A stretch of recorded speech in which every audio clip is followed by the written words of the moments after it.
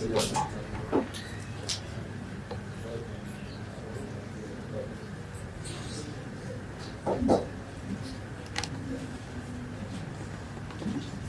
నమస్కారం. ముందుగా మహానుభావుడు ఎన్టీ రామారావు గారికి ఘన నివాళులు అర్పిస్తూ ఈ కార్యక్రమానికి వచ్చేసిన ఆయనకు నివాళులు అర్పించడానికి వచ్చిన మీకు అందరికీ హృదయపూర్వక నమస్కారాలు తెలియజేస్తూ, రామారావు గారు ప్రతి ఇంట్లో మనకు శ్రీరాముని పటం ఉంటుంది. అలాగే రామారావు గారు ప్రతి ఒక్కరి హృదయాలు అలాగే చిరస్థాయిగా ఉంటారు.